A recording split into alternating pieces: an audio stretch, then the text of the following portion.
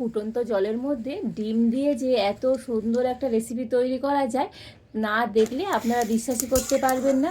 একবার এভাবে বানিয়ে দেখুন, প্রত্যেক দিনই কিন্তু এইভাবেই বানাতে ইচ্ছে করবে।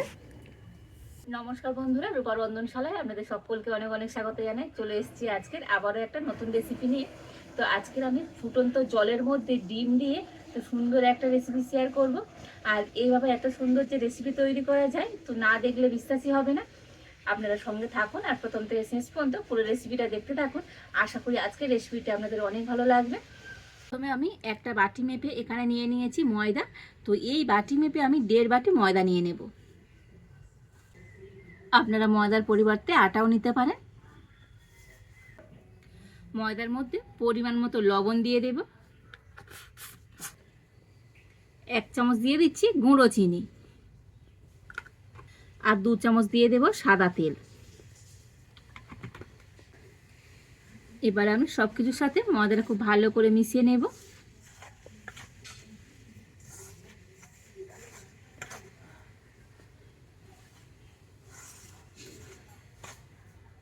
দেখুন ময়দাটাকে ভালো করে ময়ম করে নিয়েছি। আর এবার আমি এই ময়দার মধ্যে দিয়ে দেব টক দই। যে বাটি মাপ করে আমি 1.5 বাটি ময়দা নিয়েছি, আর সেই বাটির মাপ করে এখানে হাফ বাটি টক দই দিয়ে দিলাম। টক দই দিয়ে ময়দাটা ভালো করে মেখে নেব।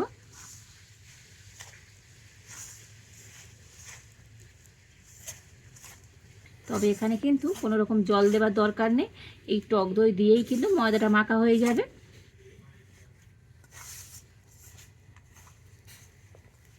ওটাকে দেখুন মেখে নিয়েছি। আর খুব একবার টাইট নয়, খুব নরম নয়, এরকম মিডিয়াম করে মেখে নিতে হবে। আর এবার আমি এই ডোটাকে ঢাকা দিয়ে 5 মিনিট রেখে দেব। আর এবারে আমি এদিকে 2টো ডিম নিয়ে নিয়েছি, আর এই ডিম দুটোকে এবারে ফাটিয়ে একটা বাটির মধ্যে করে নিয়ে নেব।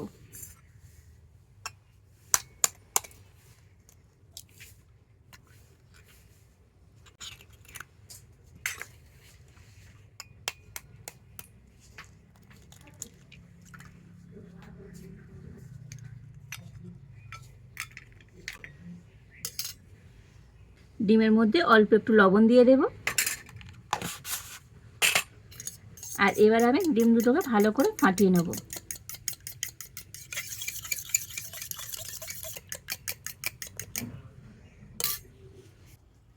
আর এবারে আমি উনুনটা জেলে উনানে একটা কড়া বসিয়ে দিয়েছি, আর কড়াতে আমি দিয়ে দেব জল।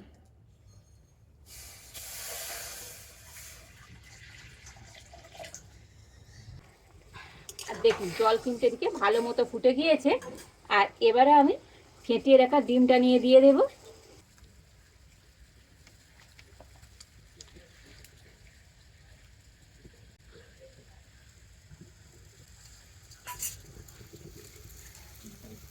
তো আরও একটুখানি জলটাকে ফুটিয়ে নেব।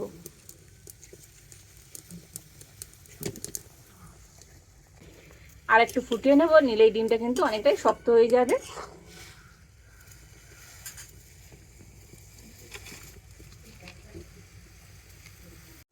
তো এই ডিমটাকে আমি 2-3 মিনিট একটু ফুটিয়ে নিয়েছি। আর একটুখানি ফুটে নিলে দেখবি এটা কিন্তু সুন্দরভাবে একটু টাইট হয়ে যাবে, আর এইরকম ছানার মতো হয়ে যাবে। দেখুন দেখেই মনে হচ্ছে ছানা। আর এবারে আমি এই ডিমটা নামিয়ে নেব।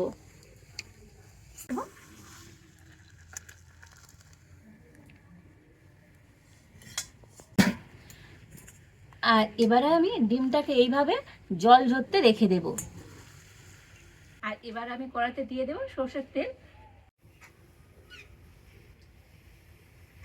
তো 2 চামচের মতো সরষের তেল দিয়ে দিলাম। তেল ভালো মতো গরম হয়ে গিয়েছে।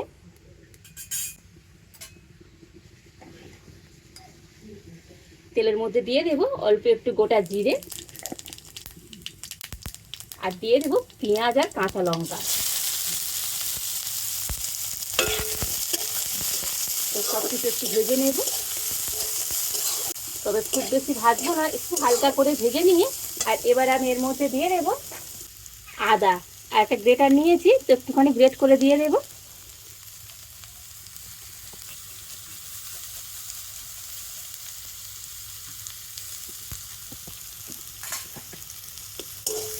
তো আদাটাও তেলের সাথে একটু ভেজে নেব। তো আগাটাও একটু ভেজে নিয়েছি। আর এবার আমি এর মধ্যে দিয়ে দেব গ্রেট করা আলু আর গাজর। তো আলুটা একটু আগে গ্রেট করে রেখেছিলাম, তো সেই জন্য লাল হয়ে গিয়েছে। তো সব কিছু ভালো করে মিশিয়ে নেব। এবার এর মধ্যে দিয়ে দেব পরিমাণ মতো লবণ।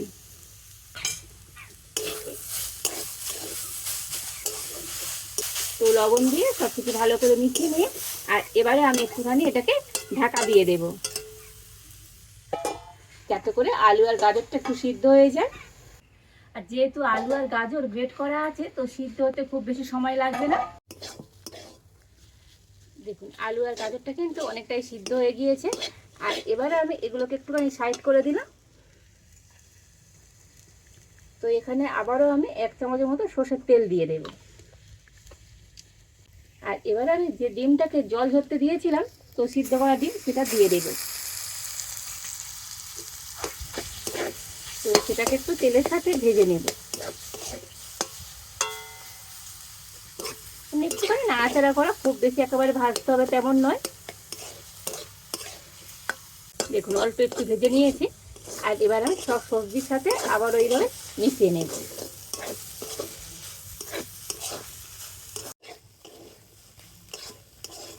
দেখুন সমস্ত কিছু খুব ভালো করে মিশিয়ে নিয়েছি। আর সব শেষের মধ্যে দিয়ে দেব অল্প একটু ধনেপাতা কুচনো, দিয়ে দেবো চাট মশলা। তো 1 চামচ চাট মশলা দিয়ে দিলাম। আর অল্প একটু দিয়ে দেবো ভাজা মশলা গুঁড়ো। তো সব কিছু আবারও ভালো করে মিশিয়ে নেব।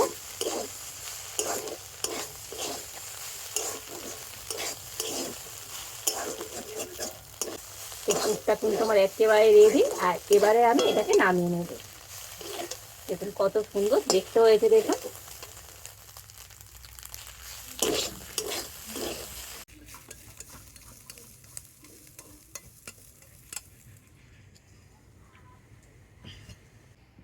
আর এবারে আমি এই ময়দার ডো থেকে ঢাকাটা খুলে নেব আর আরো একবার মেখে নেব। আর এবারে আমি এটা দিয়ে কয়েকটা লেচি কেটে নেব। দেখুন রুটি করতে যেমনই লেচি কাটি ঠিক সেই রকমই লেচি কেটে নিচ্ছে।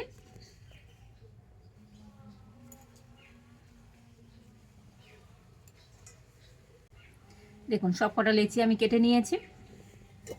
আর এবার আমি একটা লেচি নিয়ে নিয়েছি। তো নিয়ে হাতে ভালো করে গোল করে নিয়েছি। আর এবার এটাকে বেলে নেব। তো উপর দিয়ে একটু ময়দা দিয়ে দিচ্ছি।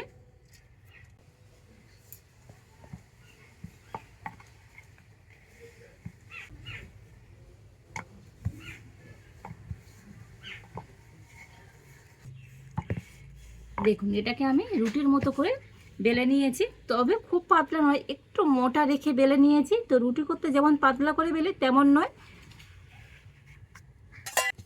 আর এবারে আমি যে পুরটা তৈরি করে রেখেছিলাম, তো পুর এখান দিয়ে নিয়ে আর এই রুটির উপরে দিয়ে দেব।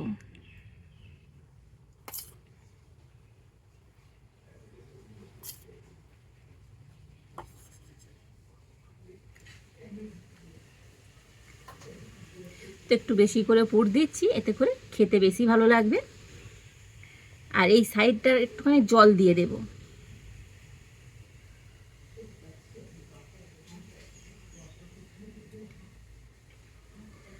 তো এক সাইড একটু জল দিয়ে দিলাম। এবারে আমি এইটাকে নিয়ে এদিকে উল্টে দেব, দিয়ে হাত দিয়ে একটুখানি চেপে দেব।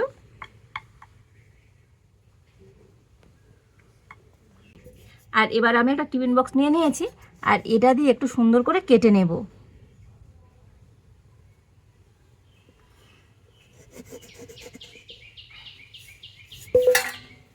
দেখুন কত সুন্দর হয়েছে, একেবারে সাইড দিয়ে সমান হয়ে গিয়েছে, দেখতে কত সুন্দর লাগছে।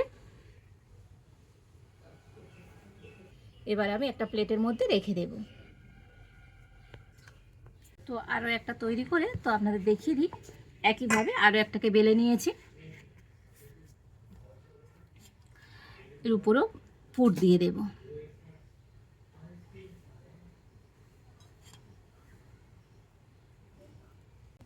সাইড দিয়ে জল দিয়ে দেব।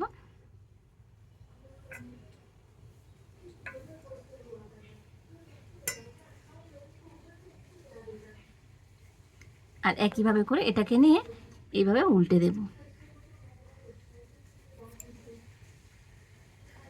সাইডটা একটু চেপে চেপে দেব।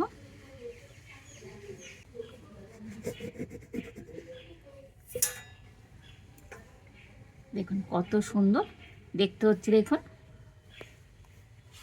দেখুন সবগুলোকে কিন্তু আমি সুন্দর করে তৈরি করে নিয়েছি। আর এবার আমি একটা চাটু নিয়ে নিয়েছি, তো চাটুটা উনুনের উপর বসিয়ে দিচ্ছি।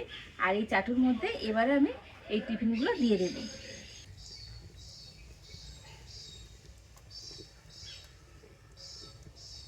তো এইভাবে করে প্রথমে আমি দুটো দিয়ে দিলাম, আর এক সাইডটা একটুখানি সেঁকে নেব।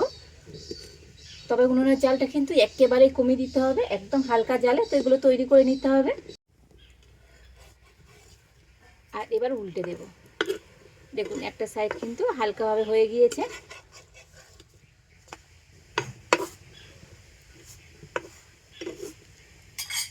এবার আমি এর উপর দিয়ে তেল দিয়ে দেব। এখানে আমি সাদা তেল নিয়েছি, দিয়ে দিচ্ছি।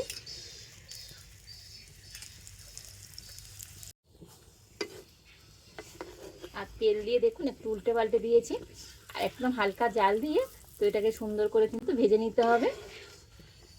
চাইলে আপনারা এগুলোকে একদম ডুবো তেলেও ভেজে খেতে পারেন।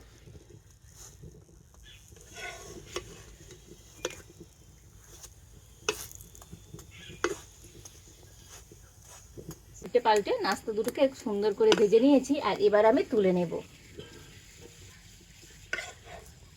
কত সুন্দর হয়েছে দেখুন।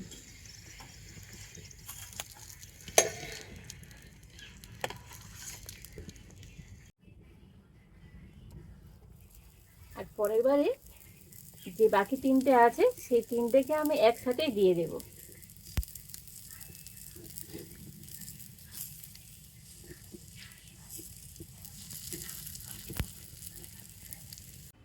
তো বাড়িতে আপনারা সকালে জলখাবারে কিংবা স্কুল কলেজ অফিসে টিফিন বক্সে কিন্তু এই সুন্দর রেসিপিটা দিতে পারেন। খেতে দারুণ লাগে, একবার বাড়িতে বানিয়ে দেখুন। তো বাড়ির বাচ্চা থেকে বড় প্রত্যেকে ভীষণভাবে পছন্দ করবে। আর এইভাবে করে এই বাকি নাস্তাগুলো ভেজে নেব। দেখুন সবগুলো পরোটাকে সুন্দর করে ভেজে নিয়েছি। কত সুন্দর হয়েছে আজকের এই পরোটাটা।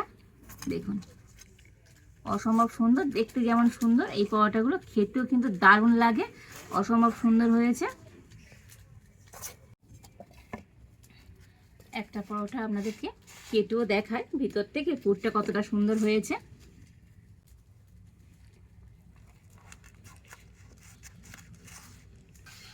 দেখুন কতটা মজার হয়েছে। এই টিফিনটা খেতে এতটাই টেস্টি হয়, একবার বাড়িতে বানিয়ে দেখুন। বাড়িতে যদি বাচ্চা থাকে তো প্রত্যেক দিনই কিন্তু এইভাবে বানানোর জন্য আবদার করবে। অসম্ভব সুন্দর হয়েছে আজকের এই টিফিনটা। তো বন্ধুরা আজকের আমার এই সুন্দর টিফিন রেসিপিটা আপনাদের কেমন লাগলো অবশ্যই কমেন্ট করে জানাবেন। ভালো লাগলে লাইক শেয়ার সাবস্ক্রাইব করবেন। আজ এই পর্যন্ত, আপনারা ভালো থাকুন, সুস্থ থাকুন। দেখা হচ্ছে নতুন কোনো একটা রেসিপি নিয়ে।